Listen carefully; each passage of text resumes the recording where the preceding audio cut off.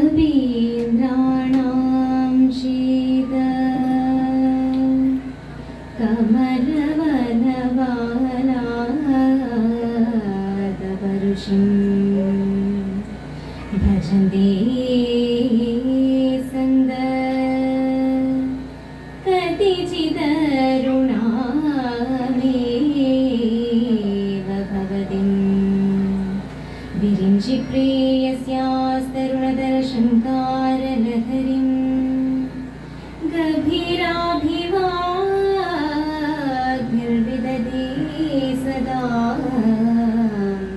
രഞ്ജനമമീ സവിത്രീഭിർവാചാ ശശിമണീഷിലാഭംഗരിഷുഭിർ വശിന്യാദ്യാം ഹിസ്ത്വാം സവജനനിം സഞ്ചിന്തയതീയ സത്കർത്താ കാവ്യാനാം ഭവതി ഭംഗിരുചിഭിർ വാചോഭിർവാദേവീ വദനകമലാമോദമധുരൈ. സംഭൂജ്യ സ്വാമികൾ ശ്രീ വിശ്വകർമ്മ ശങ്കരാചാര്യ പീഠാധീശ്വർ ദണ്ഡിസ്വാമി സാധു കൃഷ്ണാനന്ദ സരസ്വതി മഹാരാജ്, സംഭൂജ്യ സ്വാമികൾ ശ്രീ വിശ്വാനന്ദ സരസ്വതി മഹാരാജ് ഇടുക്കി, ഇവിടെ എത്തിയിരിക്കുന്ന അമ്മമാരെ, സഹോദരി സഹോദരന്മാരെ, സനാതന വിശ്വാസികൾ, നമ്മുടെ ഈ പരിപാടിയുടെ ഘടന അനുസരിച്ച് സമയക്രമത്തിൽ കുറച്ച് മുന്നോട്ട് പോയിട്ടുണ്ട്. സ്വാഗത പ്രസംഗം എന്ന രീതിയിൽ വളരെയധികം ഒന്നും പറയുന്നില്ല. എന്നാൽ ഈ പരിപാടിയുമായി ബന്ധപ്പെട്ട് ഒന്ന് രണ്ട് കാര്യങ്ങൾ നമുക്ക് സൂചിപ്പിക്കേണ്ടതായിട്ടുണ്ട്. ആദ്യമായി നമ്മുടെ കല്ലൂപ്പാറ പഞ്ചായത്തിലെ വിശ്വകർമ്മജരെ മുഴുവനും ഒരു കുടക്കീഴിൽ കൊണ്ടുവരിക, അതിന് ഏറ്റവും യോജിച്ച ദിവസം, പുണ്യ ദിവസം എന്നത് വിശ്വകർമ്മജരെ സംബന്ധിച്ചിടത്തോളം ഋഷിപഞ്ചമി എന്ന പുണ്യദിനം തന്നെയാണ്. ഈ ഭാരതത്തിലെ മുഴുവൻ വിശ്വകർമ്മജരും പുണ്യദിനമായി കണക്കാക്കുന്ന ഈ ദിനത്തിൽ വിഘടിച്ചു നിൽക്കുന്ന മുഴുവൻ വിശ്വകർമ്മജരെയും, ജാതിയും ഉപജാതിയും പറഞ്ഞ് വിഘടിച്ചു നിൽക്കുന്ന മുഴുവൻ വിശ്വകർമ്മജരെയും ഒരു പ്ലാറ്റ്ഫോമിൽ കൊണ്ടുവരിക എന്നത് വളരെ നാളുകളായി ഈ കല്ലൂപ്പാറ പഞ്ചായത്തിലെ വിവിധ സംഘടനകളിൽ പ്രവർത്തിക്കുന്ന ചുമതലപ്പെട്ടവരുടെ ആഗ്രഹമായിരുന്നു.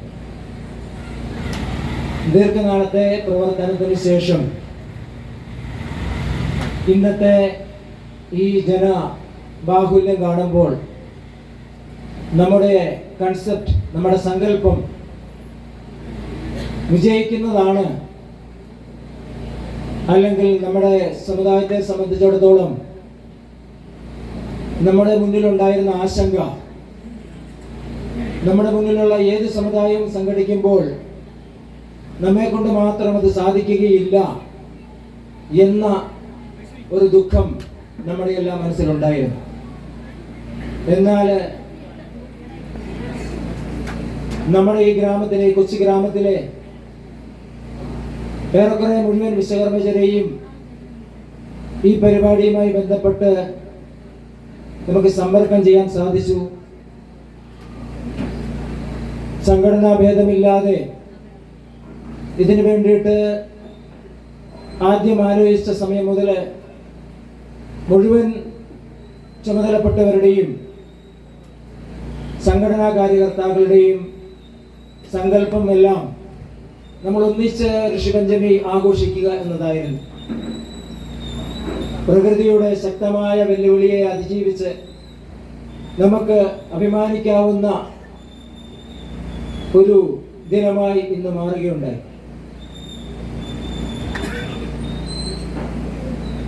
വരും കാലങ്ങളിൽ ഇതേപോലെയുള്ള സ്ഥലങ്ങൾ സനാതന ധർമ്മത്തിന്റെ പ്രചാരകന്മാരായിട്ടുള്ള വിശ്വകർമ്മജരെ കൊണ്ട് നിറയട്ടെ എന്ന് മനസ്സിൽ വിചാരിച്ചുകൊണ്ട് എന്നിൽ നിക്ഷിപ്തമായിരിക്കുന്ന കർത്തവ്യത്തിലേക്ക് കടക്കട്ടെ. നമ്മുടെ ഈ ശാഖയുടെ, നമ്മുടെ ഈ ഋഷിപഞ്ചമി ആഘോഷത്തിന്റെ ഈ ആധ്യാത്മിക സമ്മേളനത്തിന്റെ അധ്യക്ഷൻ ശ്രീ PM സദാശിവൻ അവർകൾ അദ്ദേഹത്തെ ഈ ആധ്യാത്മിക സമ്മേളനത്തിലേക്ക് സവിനയം സ്വാഗതം ചെയ്യുന്നു.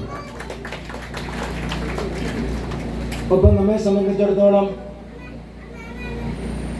നമ്മുടെ കുലത്തിന് തന്നെ അഭിമാനിക്കാവുന്ന നമ്മുടെ കുലഗുരു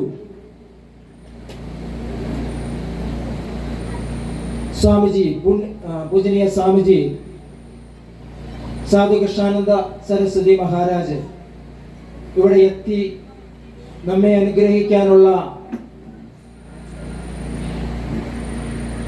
ഒരു സാഹചര്യം നമുക്കുണ്ടായി. ഈ പരിപാടിയെ സംബന്ധിച്ച് നമ്മൾ ആലോചിച്ചപ്പോൾ ആദ്യം മുതൽക്ക് തന്നെ ഇതിന് കൃത്യമായ ഒരു മാർഗനിർദ്ദേശം നൽകിയിരുന്നത് പൂജനീയ സ്വാമികളായിരുന്നു. ഓരോ സമയത്തും നിങ്ങൾ എങ്ങനെ പ്രവർത്തിക്കുക, ഈ തരത്തിൽ ചിന്തിച്ചാൽ നമ്മുടെ സമുദായത്തിലെ മുഴുവൻ ജനങ്ങളെയും സംഘടനാ ഭേദമന്യേ നമുക്ക് ഒരുമിച്ച് കൂട്ടാൻ സാധിക്കും എന്ന് സ്വാമിജി പറയുന്നുണ്ട്. ഇവിടെ കൂടിയിരുന്നവർക്ക് ചിലപ്പോൾ ഒരു സംശയം തോന്നാം, സന്യാസിമാർക്ക് ജാതി പറയാമോ? ശ്രീ വിശ്വകർമ്മ ശങ്കരാചാര്യ സഹപീഠാധീശർ, വിശ്വകർമ്മജരുടെ കുലഗുരുവായ പൂജനീയ സ്വാമികൾ പറയുന്നത് സന്യാസിമാർ ജാതി പറയുന്നില്ല, പക്ഷേ സമുദായത്തിലെ അംഗങ്ങളെ കുലധർമ്മം പഠിപ്പിക്കുക, അത് ഒരു സന്യാസിയുടെ ലക്ഷ്യമാണ്, പ്രവർത്തന രീതിയാണ്. കുലധർമ്മം ആചരിക്കാത്ത ഒരു വ്യക്തിക്കും ജീവിതത്തിൽ പൂർണ്ണനാകാൻ സാധിക്കുകയില്ല.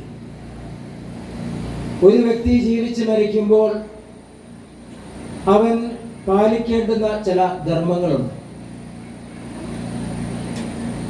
ആ ധർമ്മങ്ങളിൽ ഏറ്റവും പ്രധാനപ്പെട്ടതാണ് കുലധർമ്മം. അപ്പോൾ നമ്മെ സംബന്ധിച്ചിടത്തോളം ഇന്ന് പൂജനീയ സ്വാമിജിയുടെ അനുഗ്രഹ പ്രഭാഷണം, നമ്മുടെ ഒരു പരിപാടി ആദ്യമായി നമ്മൾ ഇവിടെ അവതരിപ്പിച്ചപ്പോൾ തന്നെ അതിനുള്ള അവസരം നമുക്കുണ്ടായി. പൂജനീയ സ്വാമിജിയെ സവിനയം ഈ സമ്മേളനത്തിലേക്ക് സ്വാഗതം ചെയ്യുന്നു.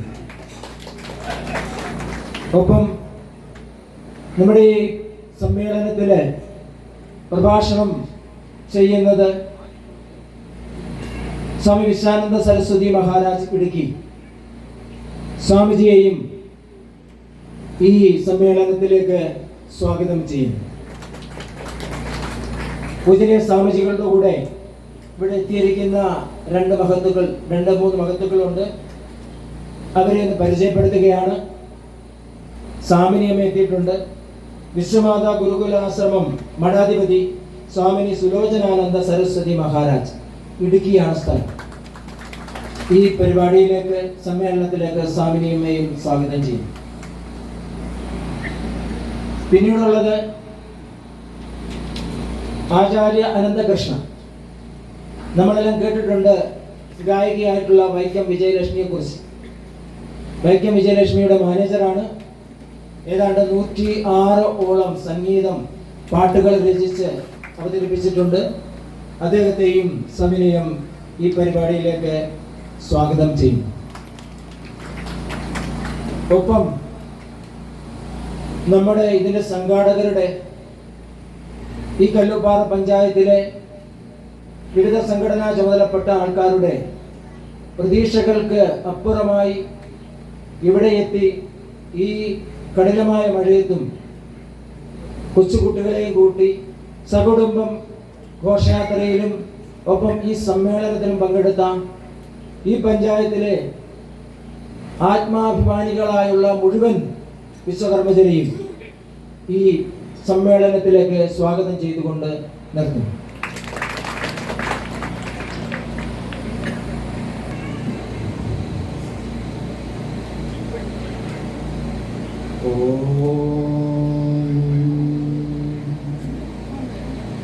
ഗുരുർബ്രഹ്മാ ഗുരുർവിഷ്ണു ഗുരുദേവോ മഹേശ്വരഃ ഗുരുസാക്ഷാത് പരബ്രഹ്മ തസ്മൈ ശ്രീ ഗുരവേ നമഃ. ഓം വിരാട് വിശ്വബ്രഹ്മണേ നമഃ.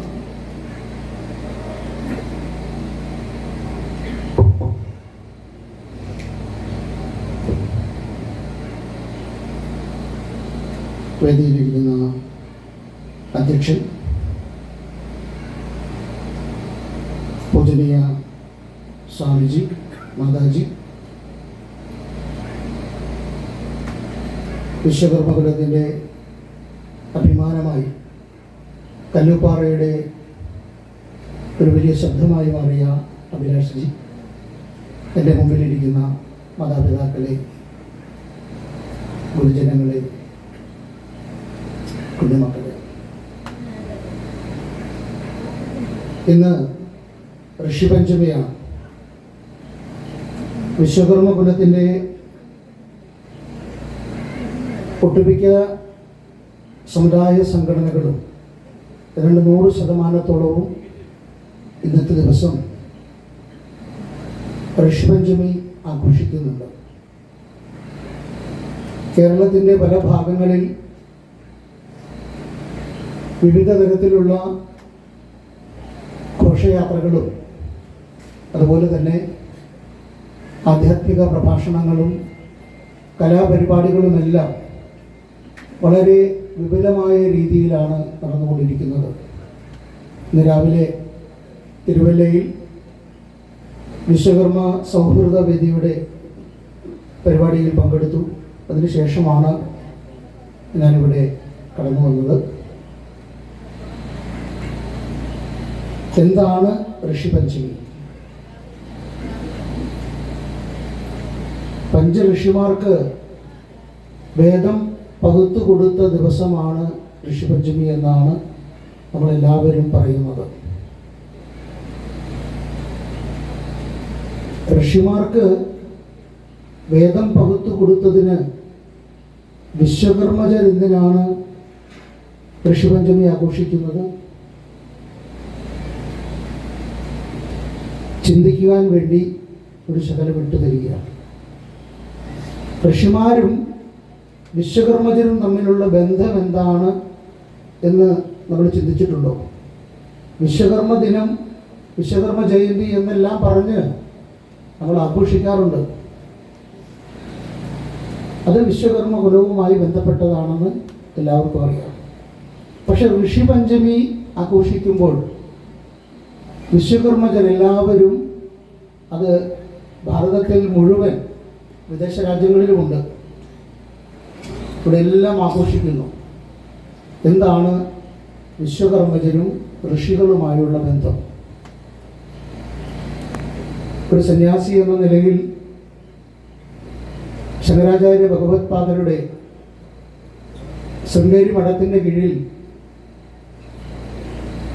ദക്ഷിണ ഭാരതത്തിലെ ആദ്യത്തെ മഹാമണ്ഡലേശ്വർ സംപൂജ്യ സ്വാമി പ്രഭാകരാനന്ദ സരസ്വതി മഹാരാജിൻ്റെ ശിഷ്യനായി വിശ്വകർമ്മ കുലത്തിൽ നിന്ന് തന്നെ സന്യാസം സ്വീകരിച്ച് വിശ്വകർമ്മ കുലത്തിൻ്റെ പീഠാധീശർ എന്ന സ്ഥാനത്തേക്ക് വരുമ്പോൾ അഭിമാനത്തോടെ എന്നെപ്പോലുള്ള സന്യാസിമാർക്ക് പറയാൻ കഴിയും, ഞാൻ 5 ഋഷികൾ ഉണ്ടായിരുന്ന ആ കുലത്തിൻ്റെ പരമ്പരയിൽപ്പെട്ട ഒരാളാണ് എന്ന്. എൻ്റെ കുടുംബാംഗങ്ങളാണ് എല്ലാ വിശ്വകർമ്മ കുലത്തിലെ 5 ഗോത്രങ്ങളും എന്ന് എനിക്ക് പറയാൻ സാധിക്കും. അതേ സ്ഥാനത്ത് സന്യാസിമാരെ ആദരിക്കാനും ബഹുമാനിക്കാനും എന്താണ് സന്യാസധർമ്മം എന്ന് മനസ്സിലാക്കാനും അതിനെക്കുറിച്ചൊരു വാക്കുപോലും പറയാനും കഴിയാതെ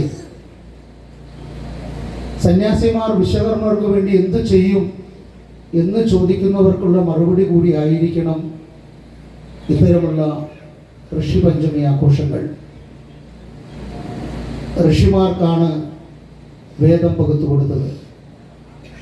5 ഋഷികളാണ് വിശ്വകർമ്മ കുലത്തിനെ മനു, മയ, തുഷ്ട, ശില്പി, വിശ്വജ്ഞ എന്നീ ഗോത്രങ്ങളിലൂടെ അനുഗ്രഹിച്ചത്. കർമ്മങ്ങളുടെ അടിസ്ഥാനത്തിൽ 5 പേർക്കും 5 തരം തൊഴിലുകളെ നൽകിയത് അതിനു വേണ്ടിയിട്ടാണ്. അപ്പോൾ അങ്ങനെയുള്ള വിശ്വകർമ്മജർ ഈ പ്രപഞ്ചത്തിൽ, ഞാൻ എല്ലാ സ്ഥലത്തും പറയുന്ന ഒരു കാര്യമാണ്, വിശ്വകർമ്മജർ ഞാൻ ആരാണ് എന്ന് സ്വയം തിരിച്ചറിയാതെ പലപ്പോഴും മറ്റുള്ളവർ പറയുന്നത് കേട്ട് അത് ഏറ്റുപറയുകയും ഫേസ്ബുക്കിലും വാട്സപ്പിലും വരുന്ന പോസ്റ്റുകൾ ഷെയർ ചെയ്യുകയും ചെയ്യുന്ന പണി മാത്രം ചെയ്യുന്നവരായി മാറിയിരിക്കുന്നു. ഫേസ്ബുക്ക്, വാട്സപ്പ് എടുത്ത് നോക്കിയാൽ എനിക്ക് 2 മൊബൈലുണ്ട്. 2 മൊബൈലായിട്ട് 173 വാട്സപ്പ് ഗ്രൂപ്പുണ്ട് വിശ്വകർമ്മ കുലത്തിൻ്റെ മാത്രം. എല്ലാത്തിലും എന്നെ അംഗമാക്കി ചേർത്തിട്ടുണ്ട്, പലതിലും അഡ്മിനും ആക്കിയിട്ടുണ്ട്. അതിൽ വിശ്വകർമാവിനെ കുറിച്ചോ വിശ്വകർമ്മജനെ കുറിച്ചോ വേദങ്ങളെ കുറിച്ചോ ഒന്നും കൊടുത്തിട്ടില്ല. പലപ്പോഴും സിനിമാ കഥകളും അതുപോലെ രാഷ്ട്രീയവും പരസ്പരം ചെളിവാരി എറിയുന്ന പോസ്റ്റുകളും മാത്രമേ ഞാൻ കാണാറുള്ളൂ. എന്നാലും സഹിച്ചു നിൽക്കുകയാണ്. കാരണം ഇവരെ നന്നാക്കി എടുക്കാൻ പറ്റും. ഇവിടെ കണ്ടോ, കല്ലുപ്പാറയിൽ അഭിലാഷിനെ പോലുള്ള ഒരു ചെറുപ്പക്കാരൻ, മുടി ഡേറ്റ് ചെയ്തൊന്നും അല്ലല്ലോ അല്ലേ ചെറുപ്പക്കാരൻ എന്ന് പറഞ്ഞാൽ, അഭിലാഷിനെ പോലുള്ള ഒരാൾ ഇവിടെയുള്ള വിശ്വകർമ്മ കുലത്തിലെ മുഴുവൻ സംഘടനകളെയും ചേർത്തുകൊണ്ട് ഋഷിപഞ്ചമി ആഘോഷിക്കാൻ ഒരുങ്ങി അതിത്രത്തോളം വിജയകരമാക്കി തീർക്കാൻ കഴിയുമെങ്കിൽ സ്വാമി സാധുകൃഷ്ണാനന്ദ സരസ്വതിക്ക് നിങ്ങൾക്ക് ഉറപ്പ് തരാൻ കഴിയും, കേരളത്തിലെ വിശ്വകർമ്മജർ മുഴുവൻ ഞാൻ വിശ്വകർമ്മജനാണ് എന്ന് പറഞ്ഞുകൊണ്ട് ഒന്നിക്കുന്ന ഒരു സമയം അടുത്തിരിക്കുന്നു. അതിന് നമ്മൾ തുടക്കം കുറിച്ചു. കഴിഞ്ഞ മാസം 14-ാം തീയതി കോട്ടയത്ത് വിശ്വകർമ്മ കുലത്തിലെ ആചാര്യ സംഗമം നടന്നു. ആ സംഗമത്തിൽ 14 വിശ്വകർമ്മ സംഘടനകളുടെ സംസ്ഥാന ജില്ലാ പ്രതിനിധികൾ പങ്കെടുത്തു. പ്രസിഡന്റുമാരും സെക്രട്ടറിമാരും അടക്കം. KVSൻ്റെ, KKVMSൻ്റെ, VSSൻ്റെ, ABVMൻ്റെ, VNFൻ്റെ, NVFൻ്റെ, TVSൻ്റെ തുടങ്ങിയ A മുതൽ Z വരെയുള്ള നമ്മുടെ ഭൂരിപക്ഷം പ്രവർത്തിക്കുന്ന സംഘടനകളുടെ പ്രതിനിധികൾ അതിൽ പങ്കെടുത്തു. ധർമാചാര്യ സഭ മുതൽ ജ്യോതിഷ പണ്ഡിതർക്ക് വേണ്ടിയിട്ടുള്ള വിശ്വകർമ്മജരുടെ ആചാര്യ സംഘടനകൾ വരെ 8ഓളം ആചാര്യ സംഘടനകൾ അതിൽ പങ്കെടുത്തു. എല്ലാവരും ഐക്യകണ്ഠേന ഒരു തീരുമാനമെടുത്ത് അവിടെ പ്രതിജ്ഞ ചെയ്തു, വിശ്വകർമ്മ കുലത്തിൻ്റെ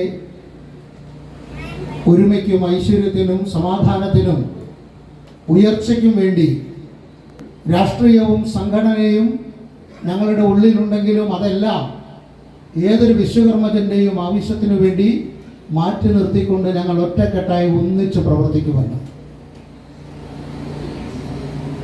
അതിൻ്റെ ബാക്കി പത്രങ്ങൾ ഈ ദിവസങ്ങളിൽ നിങ്ങൾക്ക് കാണാം. അപ്പോൾ വിശ്വകർമ്മജർ ആരാണ് എന്ന് നിങ്ങൾക്ക് ചിന്തിക്കാൻ 1-2 വിഷയങ്ങൾ തന്നുകൊണ്ട് ഉദ്ഘാടന പ്രസംഗം ഞാനിവിടെ അവസാനിപ്പിക്കാം. കാരണം മുഖ്യപ്രഭാഷകനായി വന്നിരിക്കുന്നത് വിശ്വകർമ്മ കുലത്തിൻ്റെ തന്നെ ഉപപീഠാധീശനും ഇടുക്കി ജില്ലയിൽ ചിതറിക്കിടക്കുന്ന വിശ്വകർമ്മജരെ ഒരുമിപ്പിക്കുന്നതിന് വേണ്ടി പ്രവർത്തിക്കുന്ന സംപൂജ്യ സ്വാമി വിശ്വാനന്ദ സരസ്വതി മഹാരാജാണ്. ചാതുർവർണ്ണത്തിൽ 4 വർണ്ണങ്ങൾ പറഞ്ഞിട്ടുണ്ട്. എല്ലാവർക്കും അറിയാം അല്ലേ? ബ്രാഹ്മണൻ, ക്ഷത്രിയൻ, വൈശ്യൻ, ശൂദ്രൻ. വിശ്വകർമ്മജർ ഈ 4 പേരിൽ ഏതിൽ പെടും? പറയാമോ? ഒരു പ്രഭാഷണം എന്നതിനപ്പുറം പറയുന്നയാൾ പഠിച്ചു വെച്ചത് അങ്ങനെ പ്രസംഗിച്ചിട്ട് പോകുന്ന ആ ശൈലിയിൽ നിന്ന് മാറി നമുക്ക് ഒരു ചർച്ചയാക്കി ഇത് മാറ്റണം. ബ്രാഹ്മണൻ, ക്ഷത്രിയൻ, വൈശ്യൻ, ശൂദ്രൻ, ഈ 4 എണ്ണമാണ് വർണ്ണങ്ങളുള്ളത്. അതിലേതിലാണ് വിശ്വകർമ്മജർ പെടുന്നത്? ഒരാളൊന്ന് എഴുന്നേറ്റോ, കൈവയ്ക്കോ എന്ന് പറയുമോ? ബ്രാഹ്മണനാണ്. ബ്രാഹ്മണനാണ്. എത്ര പേര് അംഗീകരിക്കുന്നു? ക്ഷത്രിയനില്ല, വൈശ്യനില്ല, ശൂദ്രനില്ല. ബ്രാഹ്മണന്റെ ജോലി എന്താണ്? ക്ഷേത്രങ്ങളിൽ പൂജകൾ നടത്തുക,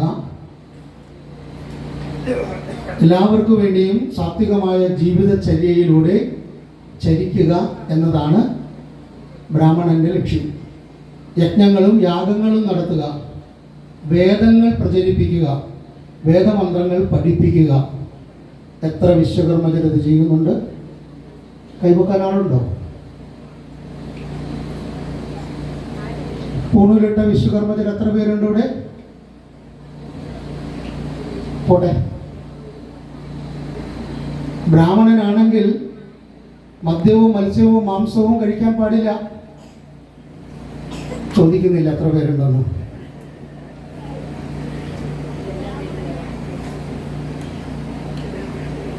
എത്ര പേര് വേദം പഠിച്ചിട്ടുണ്ട്? പഞ്ചഋഷികളുടെ പേരുകൾ കാണാതെ പറയാൻ പഠിക്കുക എത്ര പേരുണ്ട് നമ്മുടെ ഇടയിൽ? ഒരു ചിന്തയ്ക്ക് വേണ്ടി തരുന്നതാണ്. ഞാൻ ചോദ്യം ചെയ്യാൻ വേണ്ടി സ്വാമി വന്നതല്ല കേട്ടോ. നിങ്ങളിൽ ഒരാളാണ് ഞാൻ. വലിയ ആഴത്തിലുള്ള ചിന്തകളൊക്കെ ചോദിച്ചാൽ ഞാനും കൊടുക്കും. കാരണം അറിവിൽ കുറിയവൻ തന്നെയാണ്. ഉയരത്തിൽ കുറിയവനായതുപോലെ തന്നെ അറിവിലും ചെറുപ്പം തന്നെയാണ്. ഈ 49 വയസ്സിനിടയിൽ വിശ്വകർമ്മ കുലത്തിനെ കുറിച്ച് പഠിക്കാൻ കിട്ടിയത് വളരെ കുറച്ച് കാലങ്ങൾ മാത്രമാണ്. സന്യാസ ജീവിതം ആരംഭിച്ച 23 വർഷത്തിനിടയിൽ ഏതാണ്ടൊരു 8 വർഷത്തോളമേ ആയിട്ടുള്ളൂ വിശ്വകർമ്മ കുലത്തിനു വേണ്ടി പ്രവർത്തിക്കണമെന്ന ആഗ്രഹത്തോടെ ചിന്തകൾ ആരംഭിച്ചിട്ട്. ബ്രാഹ്മണനല്ല വിശ്വകർമ്മജൻ. ബ്രാഹ്മണനാണെങ്കിൽ അവനിൽ ബ്രഹ്മത്വം ഉണ്ടാകും അല്ലേ? എന്താണ് ബ്രഹ്മത്വം എന്ന് പറഞ്ഞാൽ? ജ്ഞാനം, അറിവുണ്ടാകും. അറിവുണ്ടായാൽ അവനെ തന്നെ തിരിച്ചറിയാൻ സാധിക്കും. വേദങ്ങളെക്കുറിച്ചും തന്നെക്കുറിച്ചും താൻ എന്തിനു വേണ്ടി ജനിച്ചു എന്നതിനെക്കുറിച്ചും അവൻ്റെ ഉള്ളിലൊരു ധാരണയുണ്ടാകും. ഉണ്ണാനും ഉറങ്ങാനും ഉണ്ണികളെ സൃഷ്ടിക്കാനുമല്ല ഞാൻ ജനിച്ചത് എന്ന് അവൻ്റെ ഉള്ളിലൊരു തിരിച്ചറിവുണ്ടാകും. മറിച്ച് കഴിഞ്ഞുപോയ ജന്മങ്ങളിൽ ചെയ്തു പോയ കർമ്മങ്ങളുടെ ഫലങ്ങൾ പൂർത്തീകരിച്ച് ഇനിയൊരു ജന്മം അധർമ്മം ചെയ്യാതെ സത്കർമ്മങ്ങൾ ചെയ്തുകൊണ്ട് ജീവിച്ച് പുണ്യം നേടി വേറൊരു ജന്മം ഇനി വേണ്ട എന്ന് പറഞ്ഞുകൊണ്ട് മോക്ഷത്തിൻ്റെ പ്രാപ്തിയിലേക്ക് പോകാനാണ് എനിക്ക് കിട്ടിയ ഈ മനുഷ്യജന്മമെന്ന് തിരിച്ചറിയലാണ് ബ്രഹ്മജ്ഞാനം. ബ്രഹ്മത്തെ അറിയുക, ഭഗവാനിലേക്ക് തന്നെ ലയിക്കുക. ഭഗവാനിൽ നിന്നാണ് നമ്മളെല്ലാവരും ജനിച്ചത് അല്ലേ? ഭഗവാന്റെ അംശങ്ങളാണ് നമ്മളെല്ലാവരും. ഭഗവാന്റെ തന്നെ പ്രാണന്റെ അംശമാണ് നമ്മുടെ ഉള്ളിലൊക്കെ ഇരിക്കുന്നത്. ഞാൻ, എനിക്ക്, എൻ്റെ എന്നൊക്കെ നമ്മൾ ചിന്തിക്കും. പക്ഷേ കൊടുക്കാനും സഹായിക്കാനും സ്നേഹിക്കാനും സഹതപിക്കാനും ഒക്കെ നമ്മുടെ ഉള്ളിൽ പ്രേരണ നൽകുന്നത് ആരാ? പരമാത്മാവാണ്. ആ പരമാത്മാവ് ഭഗവാന്റെ അംശം അത് നമ്മുടെ ഉള്ളിൽ ഇരുന്നിട്ട് നമ്മൾ എന്താ ചെയ്യുന്നത്?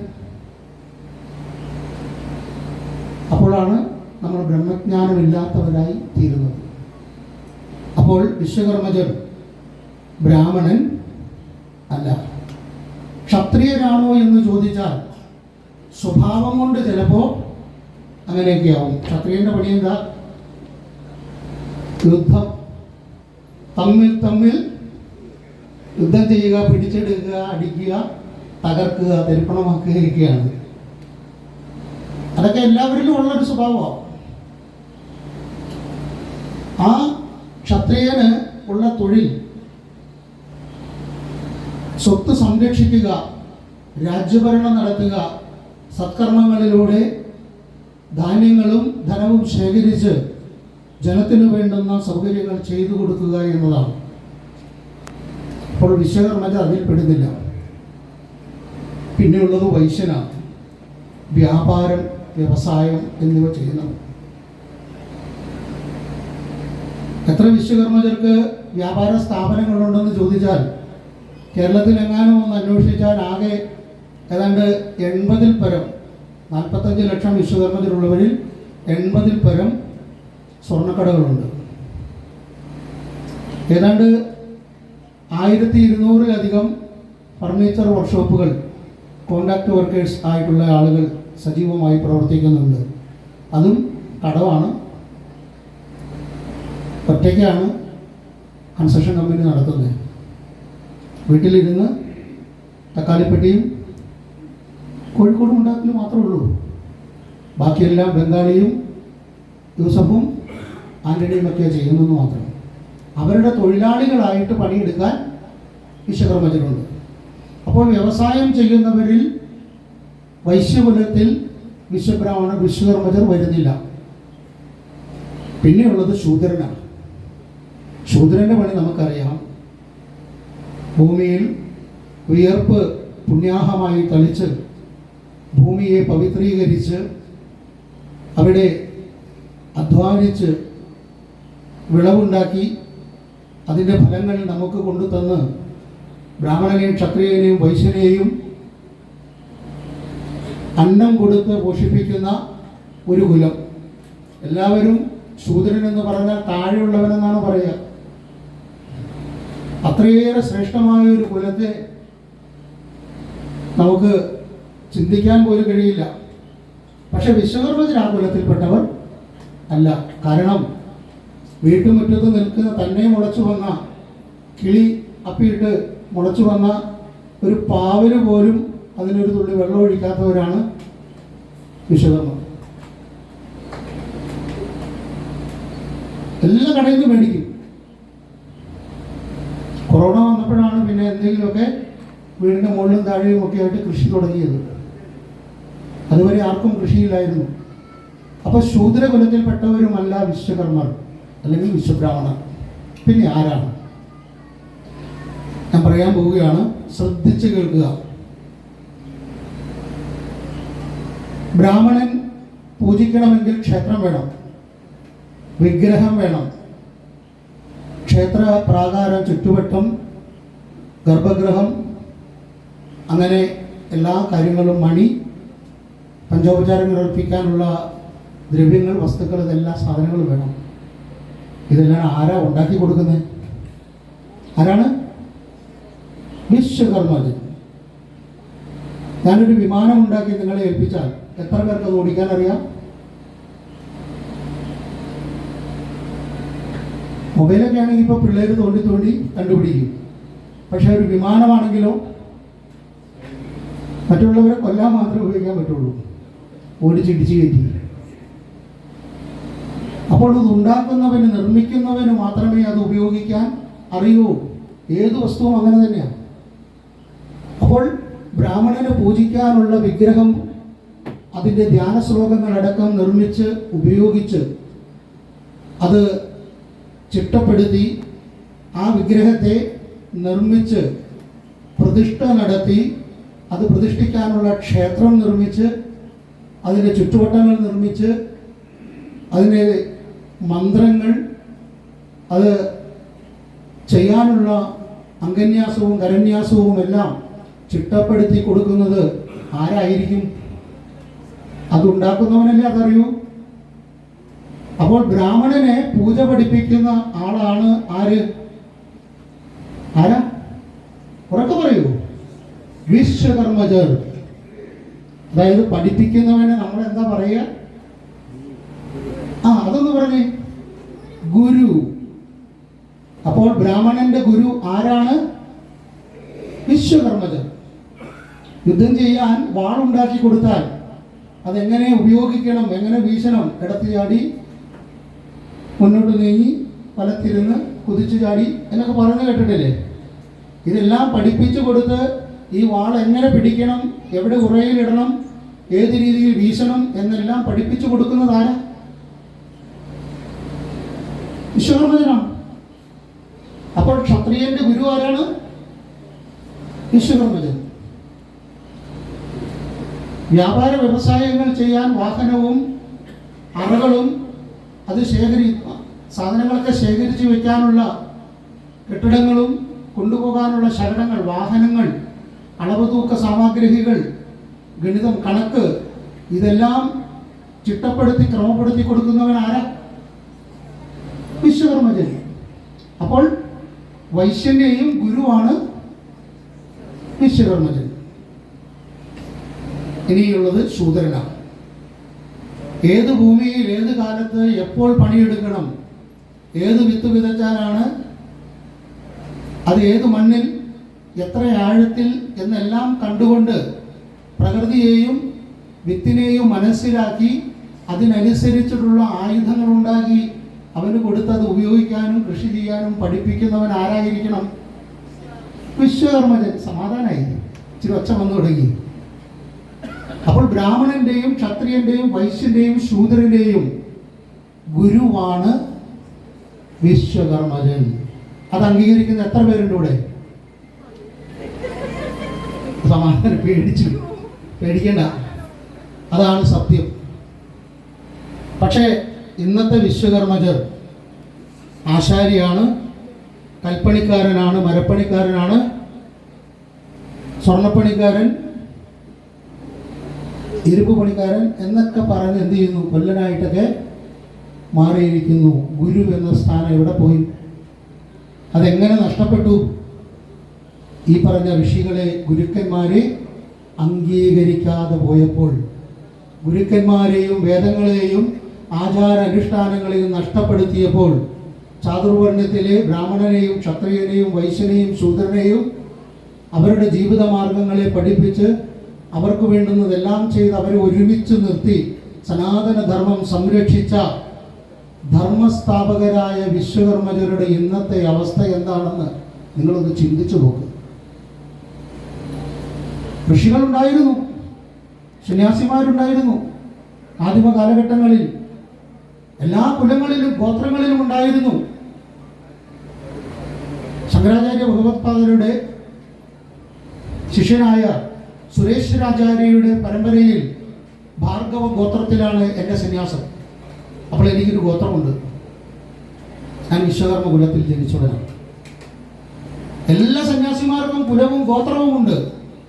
ഭഗവത്ഗീതയിൽ വളരെ വ്യക്തമായി പറഞ്ഞിരിക്കുന്നു, ഏത് ആശ്രമം സ്വീകരിച്ചാലും കുലധർമ്മം മറക്കാൻ പാടില്ല, കുലദേവതയെ സ്മരിക്കാതിരിക്കാൻ പാടില്ല എന്നാണ് പറഞ്ഞിരിക്കുന്നത്.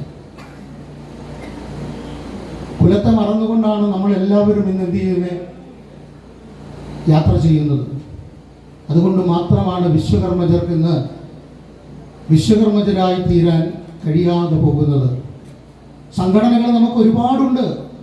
സംഘടനകളെ കുറ്റപ്പെടുത്തുന്നതല്ല. എ മുതൽ Z വരെ ഇഷ്ടംപോലെ സംഘടനകൾ. വിശ്വകർമ്മജരെ ആചാരങ്ങളും അനുഷ്ഠാനങ്ങളും പഠിപ്പിക്കാൻ എന്തുകൊണ്ട് ഈ സംഘടനകളിലൂടെ നമുക്ക് സാധിക്കുന്നില്ല? ഗുരുക്കന്മാരെ അംഗീകരിക്കാതിരുന്നത് കൊണ്ടാണ്. പക്ഷേ കാലമൊക്കെ മാറി. ഇപ്പോൾ ആത്മീയമായി വിശ്വകർമ്മജർ ഒന്നിച്ചാൽ മാത്രമേ സമുദായം രക്ഷപ്പെടൂ എന്ന് സമുദായ സംഘടനകളുടെ നേതൃത്വ നിരകൾ മനസ്സിലാക്കി നല്ല ബുദ്ധിയുള്ള ജ്ഞാനമുള്ള ഞാൻ വിശ്വകർമ്മജനാണെന്ന് അഭിമാനിക്കുന്ന സംഘടനാ നേതാക്കൾ ഇപ്പോൾ സമുദായത്തെ നയിച്ചു തുടങ്ങിയപ്പോൾ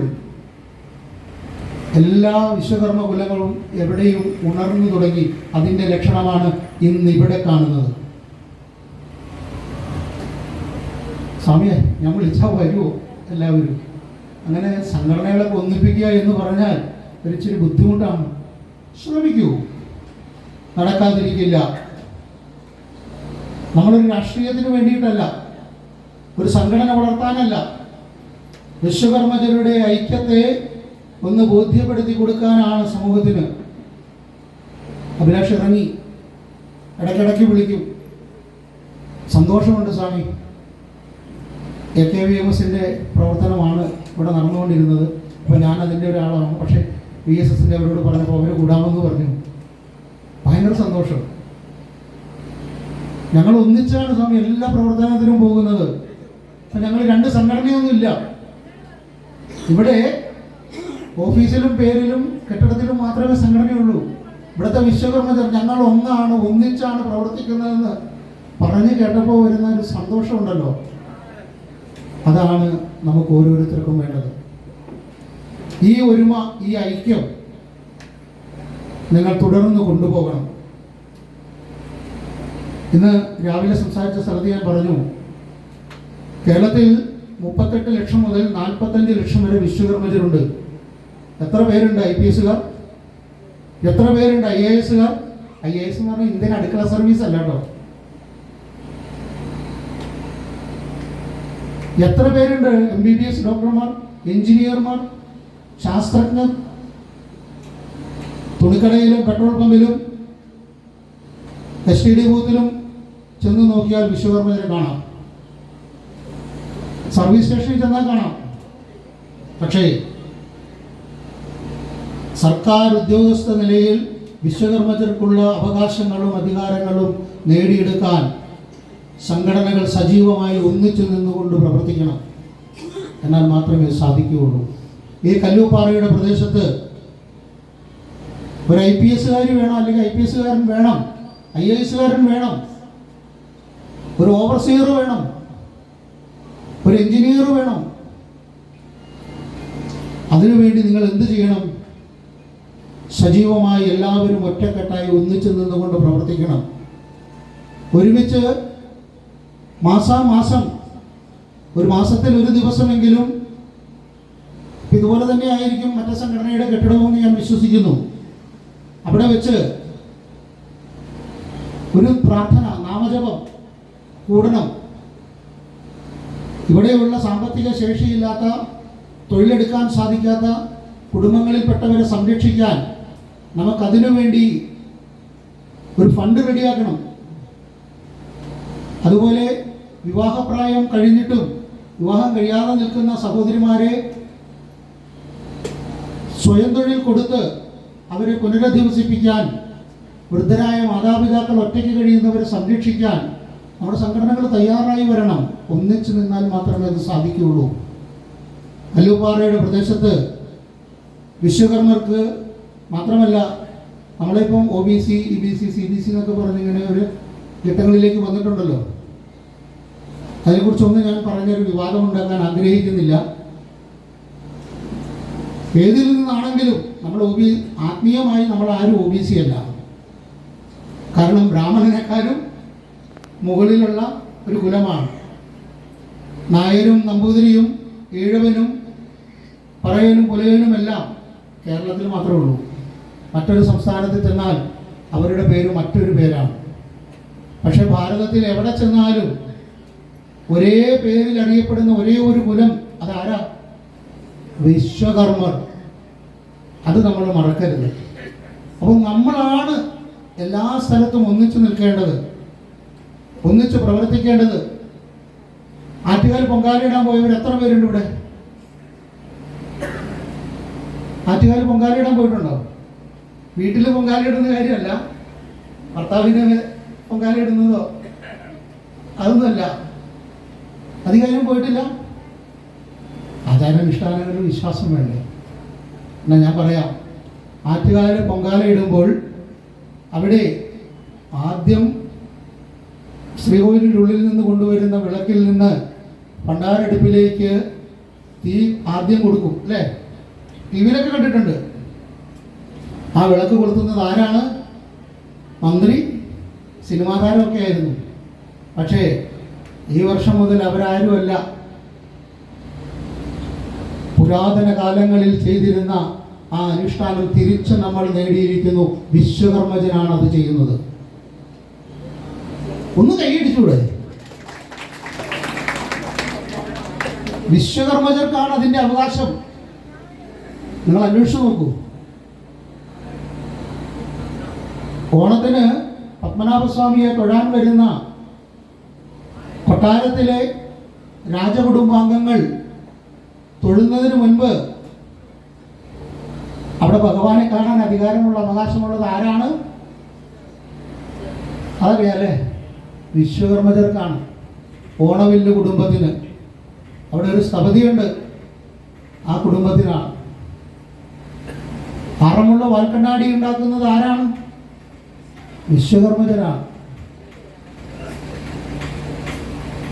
അപ്പോൾ വിശ്വകർമ്മജർ എവിടെ ചെന്നാലും ഏത് ദിക്കിലേക്ക് നോക്കിയാലും ഒറ്റക്കെട്ടായി ഒന്നിച്ചു നിന്നാൽ എന്തെല്ലാം നേടാൻ കഴിയും എന്ന് നമ്മൾ ചിന്തിക്കുക. എന്തൊക്കെ നേടാൻ ശ്രമിച്ചാലും ആത്മീയതയില്ല എങ്കിൽ ഒന്നുമില്ല. കാരണം ലോകത്തിൽ എത്രയോ കോടി ജനങ്ങളുണ്ട്. ആ ജനങ്ങൾക്കിടയിൽ എത്രയോ ലക്ഷക്കണക്കിന് സമുദായങ്ങളുണ്ട്. അതിൽ പ്രപഞ്ച സൃഷ്ടാവായ ഈശ്വരൻ്റെ പേരിലുള്ള ഒരേ ഒരു കുലം ആരാണ്? വിശ്വകർമ്മരാണ്. അപ്പോൾ അത് തിരിച്ചറിയാൻ നമുക്ക് സാധിച്ചാൽ നമ്മുടെ കുടുംബങ്ങൾ രക്ഷപ്പെടും. ആ വിശ്വകർമ്മ ദേവനിൽ നിന്നാണ് വിശ്വകർമാവും ശിവനും വിഷ്ണുവും കൃഷ്ണനും എല്ലാം ഉത്ഭവിച്ചത്. ഏത് ദേവനെ പൂജിച്ചാലും ആ പൂജയുടെ ഫലം ചെല്ലുന്നത് വിശ്വബ്രഹ്മദേവനിലാണ്. അതിൻ്റെ തത്വത്തെക്കുറിച്ചൊക്കെ നിങ്ങൾ മനസ്സിലാക്കണമെങ്കിൽ ഋഗ്വേദമൊക്കെ ഒന്ന് വായിച്ചു നോക്കണം. ഏത് വേദമെടുത്താലും, രാമായണം എടുത്താലും, രാമായണം ആരാ എഴുതിയേ? വാൽമീകി. മലയാളത്തിൽ ചിലർ പറയും എഴുത്തച്ഛനാണെന്ന്. പക്ഷേ ആരാണ് ആദ്യമായി രാമായണം പറഞ്ഞു കൊടുത്തത്? ബ്രഹ്മദേവനാണ് ആദ്യമായി രാമായണം പറഞ്ഞു കൊടുത്തത്. മഹാഭാരതം ആരാ കൊടുത്തത്?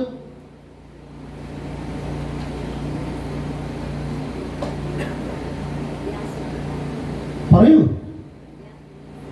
വായിച്ചു നോക്കണം.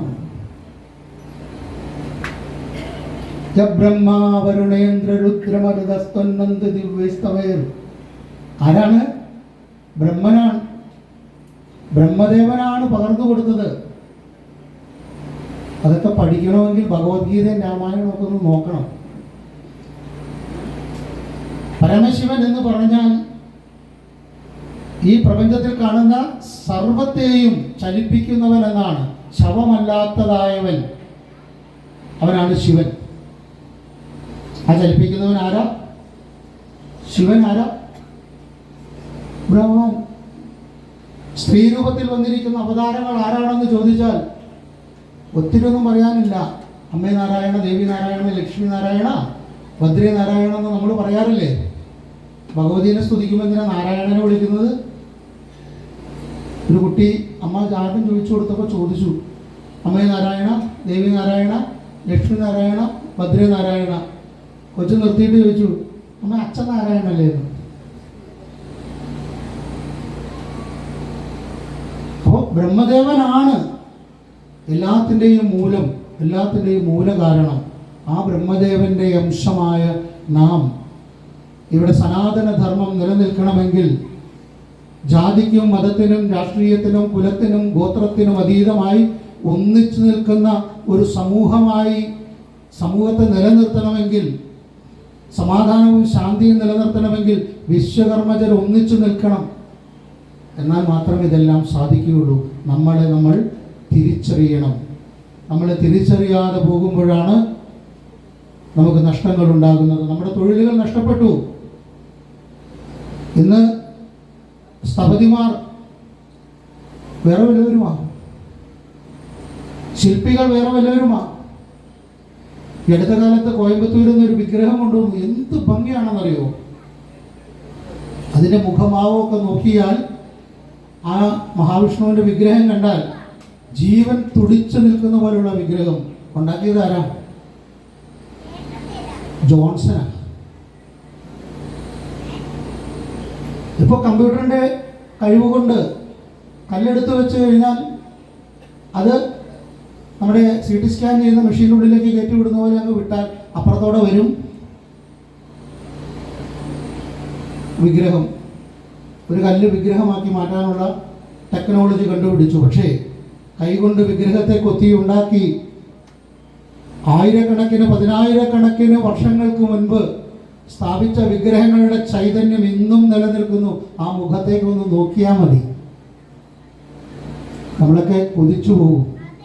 അതുപോലുള്ള മണിമന്ദിരങ്ങൾ, വലിയ വലിയ സൗധങ്ങൾ, വലിയ വലിയ ക്ഷേത്ര സമുച്ചയങ്ങൾ ഭാരതത്തിലുടനീളമുണ്ട്. ഇതെല്ലാം സൃഷ്ടിച്ചത് വിശ്വകർമ്മരാണ്. ഭാരതത്തിൻ്റെ പൈതൃകം നിലനിർത്തുന്നതിൽ ഒന്നാം സ്ഥാനത്ത് നിൽക്കുന്നത് വിശ്വകർമ്മരാണ്. ഭാരതത്തിൻ്റെ അതിർത്തികൾ സംരക്ഷിക്കാൻ ആയുധങ്ങൾ നിർമ്മിച്ചു കൊടുത്തത് വിശ്വകർമ്മരാണ്. ഇതൊക്കെ തിരിച്ചറിഞ്ഞ് നമ്മൾ ഒന്നിച്ച് ഒരുമിച്ച് നിന്നാൽ മാത്രമേ നമുക്ക് നേടാൻ കഴിയുകയുള്ളൂ. ആരെയും ജാതി പറഞ്ഞ് നമ്മളിൽ താഴെയാക്കണ്ട. ഒരു കയ്യിൽ 5 വിരലുണ്ട്. ഒരു വിരൽ നഷ്ടപ്പെട്ടാൽ പിന്നെ ആ കൈ ഉപയോഗിച്ച് നമുക്ക് എന്തെങ്കിലും എടുത്താൽ അത് പൂർണ്ണമാകുമോ? 5 വിരലിന് 5 ഉയരമാണ്. 5 പ്രവർത്തികളാണ് ഓരോ വിരലും ചെയ്യുന്നത്. പക്ഷേ ഈ 5 വിരലും ചേർന്നാൽ മാത്രമേ ഇതെന്താവുള്ളൂ? കരം 5 കൈ എന്ന പേര് ഇതിൽ ഉപയോഗിക്കാൻ പറ്റുള്ളൂ. അപ്പോൾ എല്ലാവരെയും ചേർത്ത് നിർത്തുന്നവനായിരിക്കണം വിശ്വകർമ്മൻ. ഏത് രാഷ്ട്രീയത്തിൽപ്പെട്ടവരായിക്കൊള്ളട്ടെ.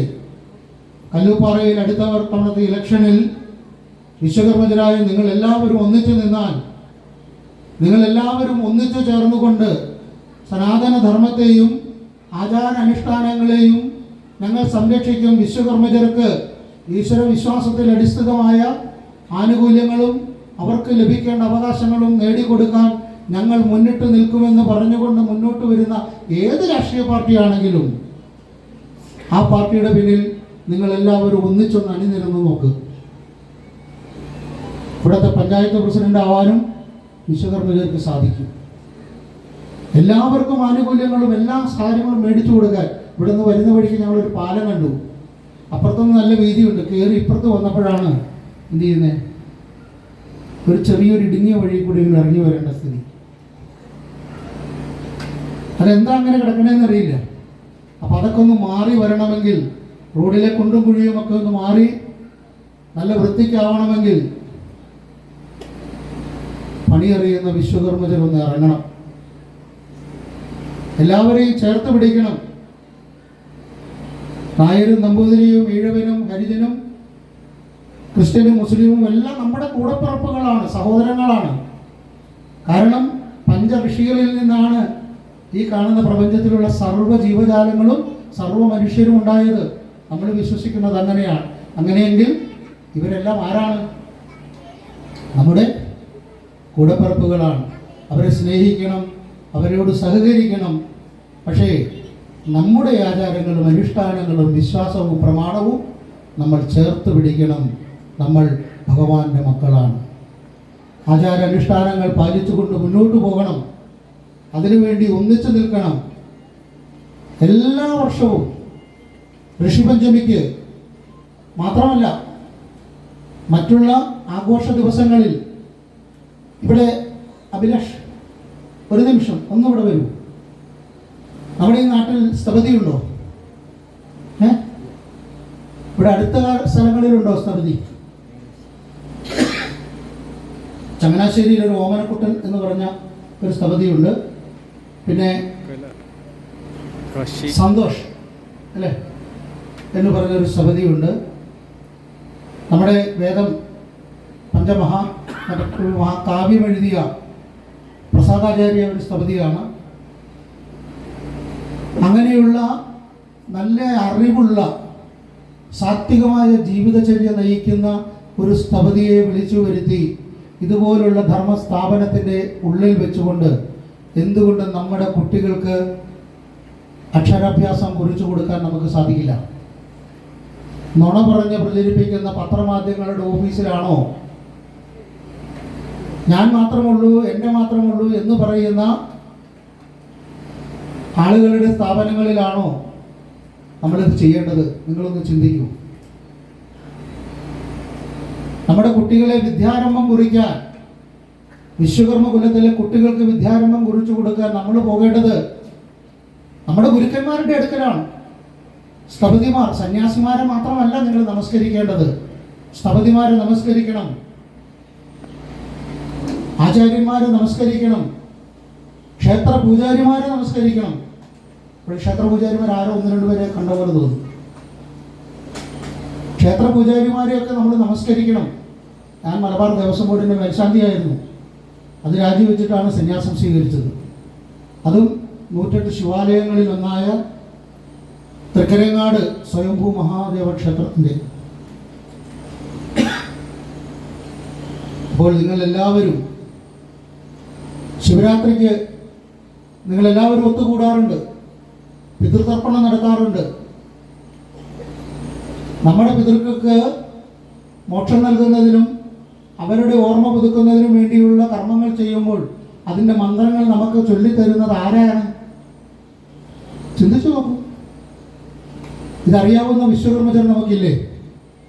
അങ്ങനെയുള്ളവരെ നിങ്ങൾക്കൊന്ന് വിളിച്ചുകൂടെ?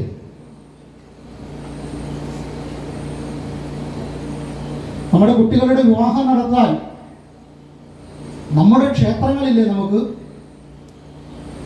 വിശ്വകർമ്മ ക്ഷേത്രങ്ങൾ, അല്ലെങ്കിൽ ഏത് ക്ഷേത്രത്തിൽ വെച്ച് വിവാഹം നടത്തിയാലും ശുഭമാണ്.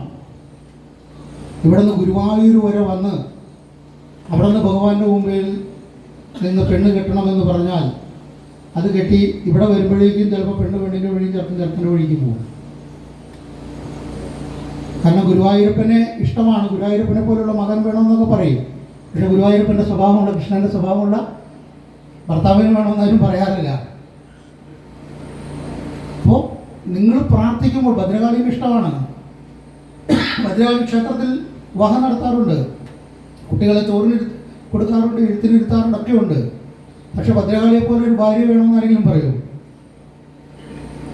വിശ്വകർമ്മദേവൻ ബ്രഹ്മജ്ഞാനം നൽകുന്നവനാണ്.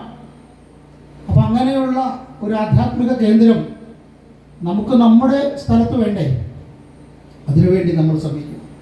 അങ്ങനെ നിന്നുകൊണ്ട് പ്രവർത്തിച്ചാൽ നമുക്ക് നേടാൻ സാധിക്കും. നിങ്ങളെ ഒന്നും പറഞ്ഞ് വിഷമിപ്പിച്ച് ഇനി ബുദ്ധിമുട്ടിക്കാൻ ഞാൻ ആഗ്രഹിക്കുന്നില്ല. എൻ്റെ വാക്കുകളിൽ നിന്ന് ഞാൻ ചുരുങ്ങുകയാണ്. പൂജനീയ സ്വാമി സംസാരിക്കാനുണ്ട്. ഒരേ ഒരു കാര്യമേ എനിക്ക് നിങ്ങളോട് പറയാനുള്ളൂ. ഈ ഒരുമ അടുത്ത വർഷം ഇത് സ്ഥലം പോരാ എന്ന് പറയാനുള്ള ഇടവരണം. അതാണ് നിങ്ങൾ ചെയ്യേണ്ടത്. വിശ്വകർമ്മജർക്ക് മാത്രമല്ല ഋഷിപഞ്ചമി ആഘോഷം. എല്ലാ കുലങ്ങളിലുള്ളവരെയും, നമ്മുടെ അയൽവാസികൾ, സുഹൃത്തുക്കൾ എല്ലാവരും വിളിക്കണം. അങ്ങനെ എല്ലാവരെയും, നമ്മുടെ സമീപത്ത് താമസിക്കുന്നവരെല്ലാവരെയും കൂട്ടിച്ചേർത്ത് കൊണ്ടുവന്ന് വേണം ഋഷിപഞ്ചമി ആഘോഷിക്കുവാൻ, വിശ്വകർമ്മ ദിനമൊക്കെ ആഘോഷിക്കുവാൻ. കാരണം വിശ്വകർമ്മജർക്ക് വേണ്ടി മാത്രമല്ല വിശ്വബ്രഹ്മദേവൻ ജീവിച്ചതും പ്രവർത്തിച്ചതും ഈ പ്രപഞ്ചത്തെ സൃഷ്ടിച്ചതും. അത് മറ്റുള്ളവർക്ക് മനസ്സിലാക്കി കൊടുത്ത് അവരെ കൊണ്ട് ഓം വിശ്വകർമ്മണേ നമ അല്ലെങ്കിൽ വിരാട് വിശ്വബ്രഹ്മണേ നമ എന്ന് അവരെ കൊണ്ട് പറയിപ്പിക്കേണ്ട ഉത്തരവാദിത്വം ആർക്കാ? നാം ഓരോരുത്തർക്കുമാണ്. അതിനായി പരബ്രഹ്മസ്വരൂപനായ വിരാട് പുരുഷൻ ഭഗവാൻ വിശ്വബ്രഹ്മദേവൻ നിങ്ങളുടെ ഓരോരുത്തരുടെയും മനസ്സിൻ്റെ ഉള്ളിൽ ആത്മജ്ഞാനം പകർന്നു തരട്ടെ എന്ന് മാത്രം പറഞ്ഞുകൊണ്ട് നിങ്ങളുടെ ഒരുമയും ഐക്യവും എന്നും നിലനിൽക്കട്ടെ എന്ന് ആശംസിച്ചുകൊണ്ട് ഐക്യമത്യ സൂക്തത്തിൻ്റെ ആ ശ്ലോകമൊന്ന് ചൊല്ലി ഞാനിവിടെ നിന്ന് എനിക്കുള്ള ഇരിപ്പിടത്തിലേക്ക് ഇരിക്കുകയാണ്. ഓം ശം സമിദ്യുവസേ വൃഷന്നഗ്നേ വിശ്വാർന്നര്യഃ ഇളസ്പദേ സമിദ്യസേ സനോ വസൂന്യാഭര സംഗച്ഛത്വം സംവദത്വം സംഗോപനാംസി ജാനതാം ദേവാഭാഗം യഥാ പൂർവേ സംജാനാന ഉപാസതേ സമാനോ മന്ത്രഃ സമിതി സമാനി സമാനം മനസ്സഹ ചിത്തമേഷാം സമാനം മന്ത്രമഭിമന്ത്ര ഏവ സമാനീനഹോഹവിഷാജുഹോമി സമാനീവ ആകൂതി സമാന ഹൃദയാനി വഹ സമാനവസ്തുവോ മനോ യഥാവ സുസഹാസവീ. ഓം ശാന്തി ശാന്തി ശാന്തി. ഈ മന്ത്രത്തിൽ പറയുന്നത് പോലെ എൻ്റെയും നിൻ്റെയും ചിന്തകൾ ഒന്നായിരിക്കട്ടെ, നമ്മുടെ പ്രവൃത്തികൾ ഒന്നായിരിക്കട്ടെ, നമ്മുടെ വിചാരങ്ങൾ ഒന്നാവട്ടെ, നമ്മൾ ഒന്നാവട്ടെ, നമ്മളിലൂടെ ധർമ്മം ജയിക്കട്ടെ.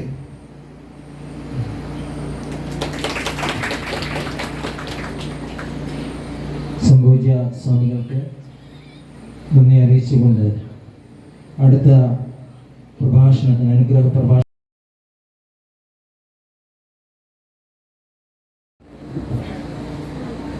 സ്വാഗത സംഘം president Shri P M Sadasivan അവർകൾ